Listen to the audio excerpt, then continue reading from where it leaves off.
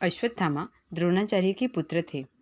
शक्तिशाली हथियारों तक पहुंच रखने वाले और लाखों लोगों की मौत के लिए लगभग जिम्मेदार होने के कारण अश्वत्थामा एक योद्धा थे जिनमें परिपक्वता और दूरदर्शिता की कमी थी। उनका अहंकार बहुत बड़ा था।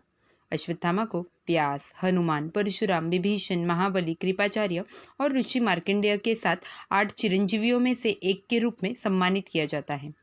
एक बच्चे के लिए कई वर्षों की तपस्या के बाद द्रोणाचार्य और कृपि के घर जन्मे उनका जन्म असाधारण था। वो रोने की बजाय घोड़े की तरह हिनहिनाते हुए दुनिया में आए। ये आवाज़ दुनिया भर में सुनाई गई, जिसके परिणाम स्वरूप उनका नाम अश्वत्थामा रखा गया।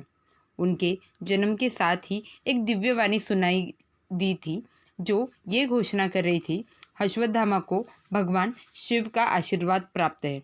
उनके माथे पे एक रत्न था जो उन्हें बुरी चीज़ों से बचाता था। अश्वत्थामा ने कुरु राजकुमारों के साथ प्रशिक्षण लिया और उनकी संगत में अपनी युद्ध कौशल को निखारा। वो भी प्रतिभाशाली थे, लेकिन अर्जुन उनसे आगे निकल गए।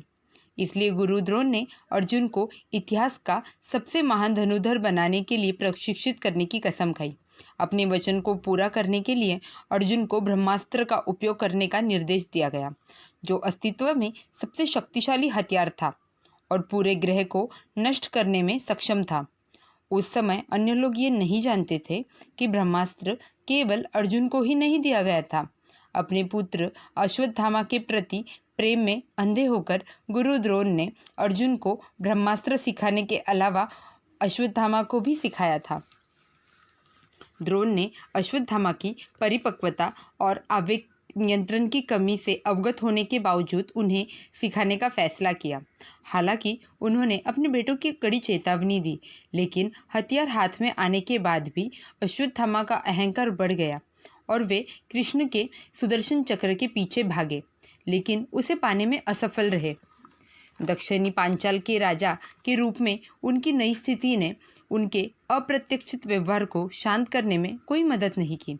यद्यपि अश्वत्थामा दुर्योधन और कौरवों से करीब नहीं थे, फिर भी उन्होंने हस्तिनापुर के प्रति अपनी वफादारी के कारण कौरवों की ओर से लड़ना चुना।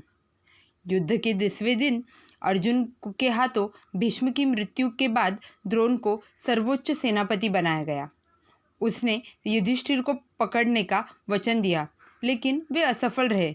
फिर भी द्रोण इतने शक्तिशाली थे कि सशस्त्र होने पर उन्हें मारना असंभव था। इस कारण कृष्ण और पांडवों ने द्रोण को अपना शस्त्रास्त्र समर्पित करने के लिए राजी करने की एक योजना बनाई। भीम को अश्वत्थामा नामक हाथी को मारने का काम सौंपा गया था और अंततः उन्होंने ऐसा किया। चूँकि हमेशा युधिष्ठिर को धर्मराज के नाम से भी जाना जाते थे और वे हमेशा सच ही बोलते थे, इसलिए कृष्ण ने उन्हें अश्वत्थामा की मृत्यु की सूचना द्रोण को देने का कार्य सौंपा। पहले तो वो मना कर देते हैं, लेकिन फिर मान जाते हैं। गुरु द्रोण ने जोर से पूछा, क्या अश्वत्थामा मर गया है? वो आधा सच कहते हैं। युधिष्ठिर कहते हैं कि हाँ, अश्वत्थामा मरा है, लेकिन वो एक हाथी है।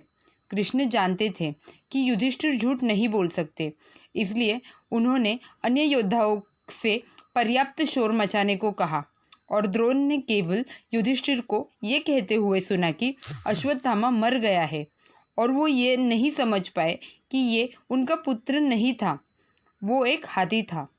रणनीति काम कर गई और व्याकुल द्रोण ने अपने हथियार त्याग दिए, जिससे द्युमन को उन्हें खत्म करने का रास्ता मिल गया।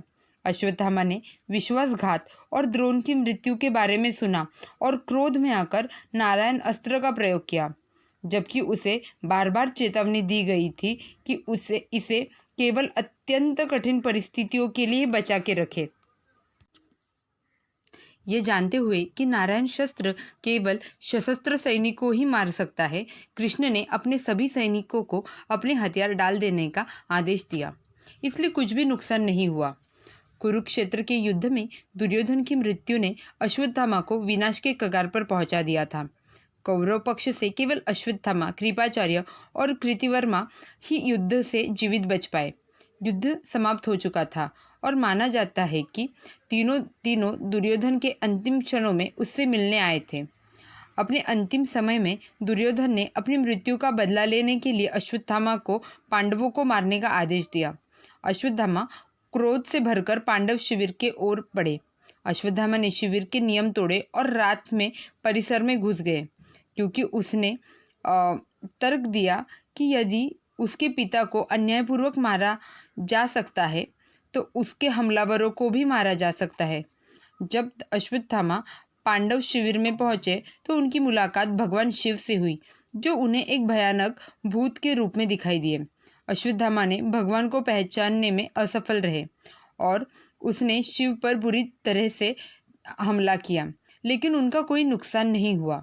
फिर अश्वत्थामा ने दर्जनों पांडवों के सैनिकों का वध कर दिया, जिनमें शिखंडी, युधामन्यु, उत्तमौजा और यहाँ तक कि उपपांडव भी शामिल थे, जिन्हें उनकी गलती से पांडव समझ लिया था। युद्ध की समाप्ति ने भगवान कृष्ण, पांडव और द्रौपदी को अचंभित कर दिया। वे रात के लिए शिविर के बाहर चले गए और वापस लौटने पर पूरी तरह से टूट गए। इस भयानक समाचार ने पांडवों को तोड़ दिया और भीम ने अश्वत्थामा से बदला लेने की कसम खाई।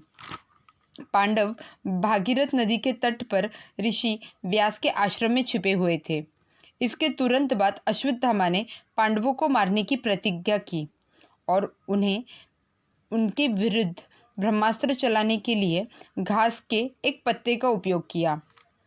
उनकी रक्षा के लिए कृष्ण ने अर्जुन को ब्रह्मास्त्र चलाने का निर्देश दिया। व्यास ने हस्तक्षेप किया और अश्वत्थामा और अर्जुन को अपने हथियार नीचे रखने का आदेश दिया।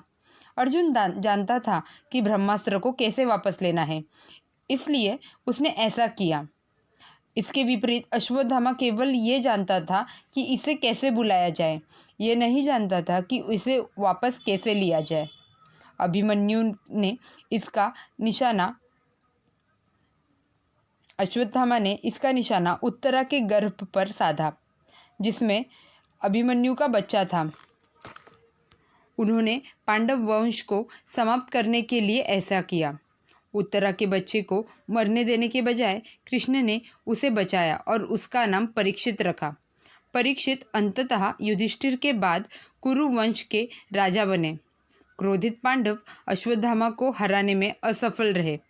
पांडवों ने उसे अपने माथे पर लगी मणि काटकर सौंपने के लिए मजबूर किया। ये उसके द्वारा किए गए सभी पापों की सजा थी। कृष्ण ने कहा कि इस शक्तिशाली ब्रह्मास्त्र का प्रभाव निष्फल नहीं होगा। उत्तरा के गर्भ में पल रहा भ्रूण मर जाएगा, लेकिन मरा हुआ होने के बावजूद वो पुनः जीवित होगा और दीर्घायु होगा। हे अश्वत्थामा, सभी बुद्धिमान लोग तुम्हें कायर और पापी दुष्ट के रूप में जानते हैं। इस कारण तुम्हें अपने पापों का फल अवश्य भोगना पड़ेगा। 3000 वर्षों तक तुम इस पृथ्वी पर बिना किसी साथी के, बिना किसी के संगत के भटकते रहोगे। अकेले और बिना किसी के साथ तुम विभिन्न देशों में भटकोगे। हे दुष्ट मनुष्यों के बीच में तेरा कोई स्थान नहीं होगा। हे पापी आत्मा, तुम अपने ऊपर सभी रोगों का भार लेकर पृथ्वी पर भटकोगे। आपका शरीर दर्दनाक घावों और अल्सर से टूटा हुआ होगा, जो कभी ठीक नहीं होगा। आपके चरित्र की कुरूपता और आपके शरीर की कुरूपता हमेशा लोगों को आपसे दूर रखेगी। जब तुम मरने की इच्छा करोगे तब भी तुम्हारी मृत्यु तुम्हारे पास नहीं आएगी। ऐसा कहा जाता है कि उस पर दया करके भगवान परशुराम उसकी सहायता करने के लिए तैयार हो गए। परशुराम ने महर्षि दुर्वासा के साथ मिलकर अश्वत्थामा को शक्तिश्री विद्या साधना से परिचित कराया था, जिसे सभी पूजा पद्धतियों में सर्वोच्च माना जाता है। अंततः अश्वत्थामा अपने सभी पापों से मुक्त हो गए। आदि पराशक्ति की साधना से अश्वत्थामा 3000 वर्ष बाद भगवान कृष्ण के श्राप से मुक्त हुए। गुरु की कृपा से उन्हें एक श्रापित व्यक्ति से महान ऋषि बनने में मदद मिली।